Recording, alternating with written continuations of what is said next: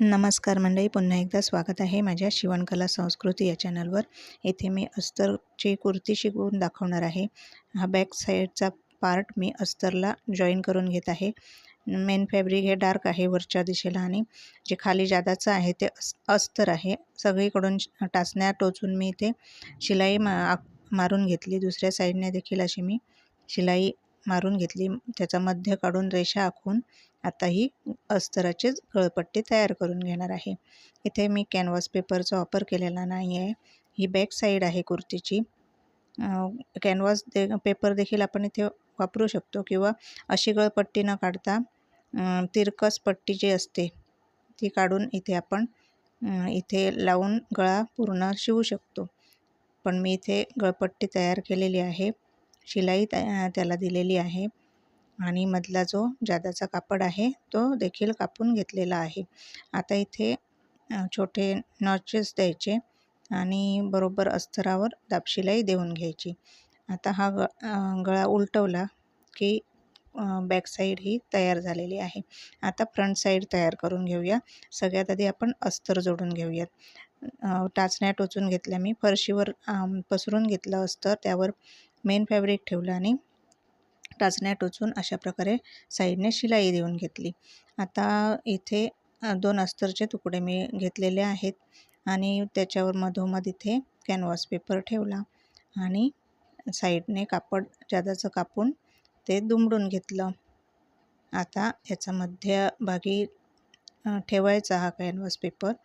जमत नसेल तर टाचण्या टोचून घ्यायच्या आणि इथे शिलाई देऊन पूर्ण करायची.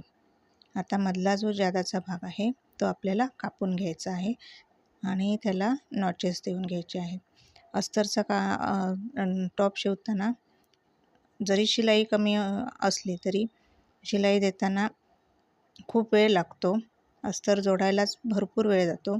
इथे मी अस्तरचं टोक जे आहे आतलं ते दुमडून सगळ्यात आधी घेतलं आणि मग शोल्डर अशा प्रकारे जोडून घेतले. इथे बघा, तिरकस जरी दिसत असलं तरी ते सरळ घ्यायचं, कारण जेव्हा आपण हात शिलाई करतो तेव्हा ते व्यवस्थित येतं. अशा प्रकारे ओव्हरलॉक करून झालेला आहे आणि हा गळा पूर्ण झालेला आहे. आता आपण स्लीव्ज तयार करूया. स्लीव्ज अखंड कापडात बसले नाहीत. शेवटी मला असे जोड देऊन स्लीव्ज तयार करावे लागलेत. मग इथे मी जे जादाचं कापड होतं ते कापून टाकलं आणि अशा प्रकारे त्याला दाबशिलाई देऊन अस्तरवर ठेवून घेतलं. इथे मी अस्तर नीट कटिंग केलेलं नाही आहे.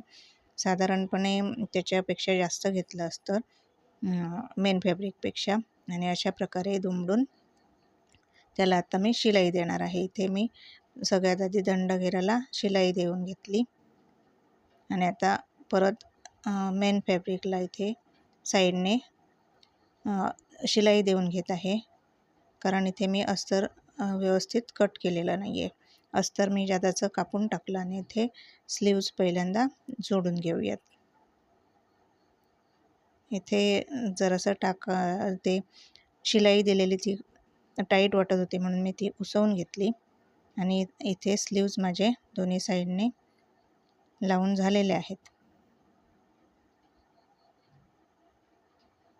आता आपल्याला फिटिंग शिलाई घालायची आहे.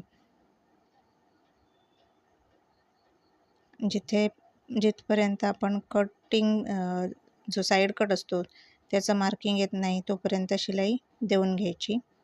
कट्स दिलेले आहेत, खडूने आखलेलं नाही आहे. तिथपर्यंत शिलाई देऊन इथे अशा प्रकारे प्रेस बटनची जी पट्टी तयार करतो तशी तयार करून इथे आता तिन्ही साईडला अशी शिलाई द्यायची. साईड कटच्या दोन्ही साईडला अशी शिलाई देऊन घ्यायची, जेणेकरून ड्रेस घालताना ती शिलाई जी साईडची असते ती उसवत नाही. आणि ती देऊन झाल्यानंतर इथे मी दुमडून साईडला शिलाई घालायला सुरुवात केलेली आहे. साईड कट देताना सावकाश शिलाई द्यायची. जमत नसेल तर आधी एकदा दुमडायचं आणि परत फोल्ड मारून दुसरी शिलाई द्यायची. मी इथे डायरेक्टच फोल्ड करून थोडी शिलाई देत आहे. इथे आता दुसऱ्या भागाला मी इथूनच वळवून शिलाई देत आहे. जर आपल्याला जमत नसेल तर पुन्हा एकदा अशीच शिलाईवर सोडायची आणि परत खालून शिलाई द्यायला सुरुवात करायची, म्हणजे साईड कटला पीळ येत नाहीत. बऱ्याचदा कापड सुळसुळीत असताना कापड असं पीळ येतात त्याला, त्याच्यामुळे नेहमी शिलाई खालून दिली तरी चालते. त्याच्यानंतर इथे साईडने वर्क होतं, तर तरी पण इथे एक शेप यायला पाहिजे, त्यामुळे मी इथे जरासं त्याला दुमडून घेतलं, कारण ती टोकं दोन्ही लोंबत होती.